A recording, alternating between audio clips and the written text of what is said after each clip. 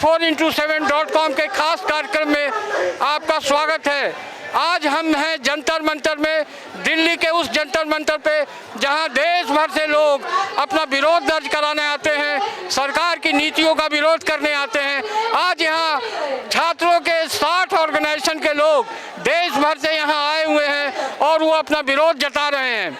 इन छात्रों का कहना है कि सरकार जो है 2020 की जो नई शिक्षा नीति है उसको वापस करे और नई शिक्षा नीति को तुरंत सरकार को वापस करना चाहिए, क्योंकि ये नई शिक्षा नीति देश में भगवाकरण को बढ़ावा दे रही है। नई शिक्षा नीति कैंपस को बर्बाद कर रही है। नई शिक्षा नीति में जो गरीब है, पिछड़े हैं, दलित हैं, जो आदिवासी हैं, उनकी प्रवेश को मुश्किल कर दिया गया है। आज वो कॉलेज में एडमिशन नहीं ले सकते, आज वो यूनिवर्सिटीज में पढ़ नहीं सकते। यूनिवर्सिटी और कॉलेज की फीस इतनी बढ़ा दी गई है। आप देख सकते हैं चारों तरफ यहाँ झंडे ही झंडे दिखाई दे रहे हैं। एसएफआई के झंडे हैं, एआईएसएफ के झंडे हैं, एनएसयूआई के झंडे हैं और हजारों छात्र यहाँ आज जमा हुए हैं। इनका उत्साह देखते बन रहा है, इनका हौसला देखते बन रहा है। ये लोग बार बार कह रहे हैं कि सरकार को नई शिक्षा नीति तुरंत वापस लेना चाहिए। इन छात्रों का आरोप है कि सरकार जो है नई शिक्षा नीति चुपके से लाई, चोर दरवाजे से लेकर आई, उस समय लेकर आई जब देश में कोरोना जैसी महामारी का प्रकोप चल रहा था। तब आरएसएस के कुछ संगठनों ने नई शिक्षा नीति बनाई और उस नई शिक्षा नीति को लेकर छात्रों पे, शिक्षकों पे, विश्वविद्यालय पे, कॉलेज पे थोपने का काम किया और उस नई शिक्षा नीति के कारण आज तमाम छात्र परेशान हैं, हैरान हैं। उनको समझ नहीं आ रहा है कि वो क्या करें, कैसे करें और जो नई शिक्षा नीति है उसका विरोध कैसे करें।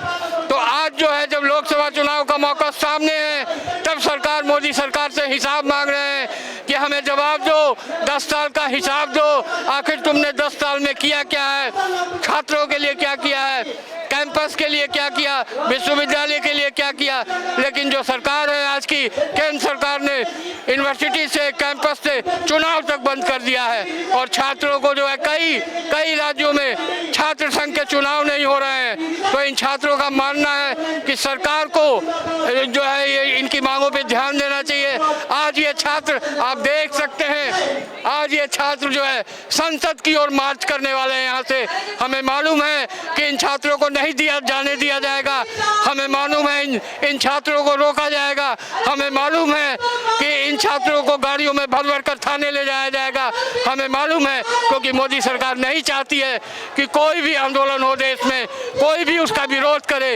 लेकिन ये छात्र हैं, ये छात्र सरकार का विरोध नहीं कर रहे हैं। ये छात्र अपनी जायज मांगों के लिए यहाँ जमा हुए हैं और इनका कहना है सरकार को उनकी बात सुननी चाहिए। लोकतंत्र में किसी चीज़ की मांग करना गुनाह नहीं है। ये एक जनता का अधिकार है, ये एक जनवादी अधिकार है और इस अधिकार को मांगना कोई पाप नहीं है, कोई गुनाह नहीं है।